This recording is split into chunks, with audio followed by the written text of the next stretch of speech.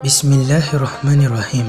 Assalamualaikum warahmatullahi wabarakatuh. Kembali lagi bersama saya Mutawif Syazwan. Hari ini saya nak menyampaikan sekira ringkas kelebihan solat subuh. Solat subuh memiliki banyak daya tarikan kerana kedudukannya dalam Islam dan nilai yang sangat tinggi dalam syariat. Terdapat banyak hadis mendorong untuk melaksanakan solat subuh serta menyanjung mereka yang menjaga dan mengerjakannya. Rasulullah SAW mengetahui waktu subuh adalah waktu yang sangat sulit dan payah untuk bangun untuk mengerjakannya.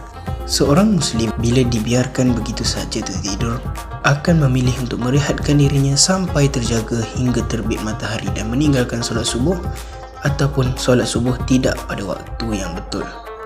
Rasulullah SAW mengkhususkan solat subuh dengan beberapa keistimewaan tunggal dan sifat tertentu yang tidak ada pada solat yang lain.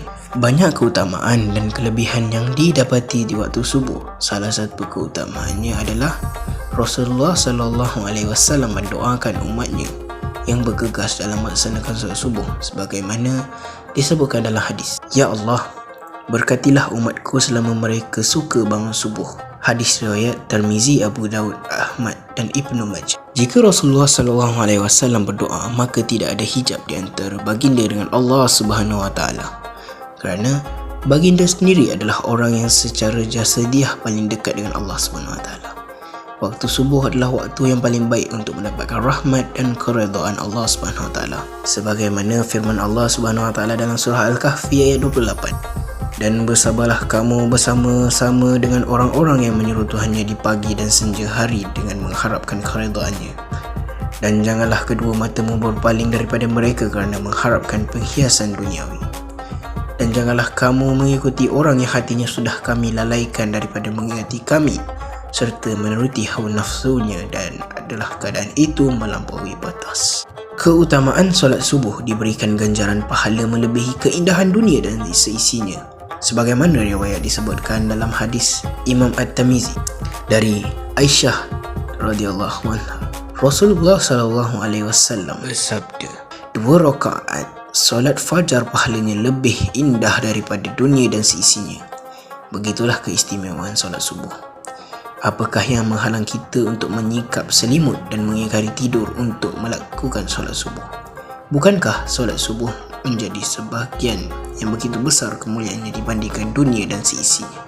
Sebagaimana diriwayatkan oleh Imam Muslim daripada Uthman bin Affan berkata, Rasulullah SAW bersabda, barang siapa yang solat isyak berjemaah maka seolah-olah dia telah solat setengah malam.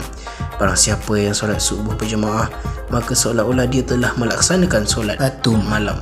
Solat subuh adalah sumber daripada segala cahaya di hari kiamat. Pada hari itu, semua sumber cahaya di dunia akan padam. Matahari akan digulung.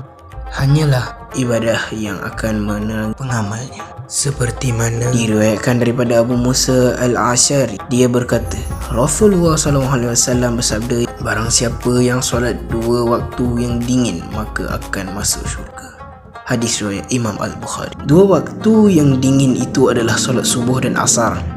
Mereka yang menjaga solat subuh dan asar dijanjikan kelak di syurga akan melihat Allah Subhanahu Wa Taala. Masya Allah, sungguh mulia. Bagaimana hadis Rasulullah SAW, kami sedang duduk bersama Rasulullah SAW ketika melihat bulan purnama. Baginda berkata, sungguh kamu akan melihat Allah Subhanahu Wa Taala sebagaimana kamu melihat bulan yang tidak terhalang dalam memandangnya. Masya Allah. Apabila kamu mampu, janganlah kamu menyerah dalam melakukan solat sebelum terbit matahari dan solat sebelum terbenam matahari, maka lakukanlah. Hadis sahih riwayat Imam Al-Bukhari dan Imam Muslim. Rasulullah SAW memberi janji apabila solat subuh dikerjakan, maka Allah akan melindungi siapa sahaja yang mengerjakan seharian penuh. Barang siapa yang menunaikan solat subuh, maka ia berada dalam jaminan Allah. Maka janganlah cuba-cuba membuat Allah membuktikan janjinya. Barang siapa yang membunuh orang yang menunaikan solat subuh, Allah SWT akan menuntunnya sehingga Allah SWT akan membenamkan mukanya ke dalam neraka. Hadis sahih riwayat Imam Muslim, At-Tirmizi dan Ibnu Majah. Semoga kita tetap menjaga dan memelihara solat subuh seperti dijanjikan Allah. Bukan setakat solat subuh saja, dan solat 5 waktu yang telah ditugaskan kepada kita. Bergegaslah bangun tidur apabila terdengar laungan azan berkumandang, segera untuk mengerjakan solat subuh. Wabillahi taufiq wa hidayah. Assalamualaikum warahmatullahi wabarakatuh. Sekian daripada saya. Assalamualaikum.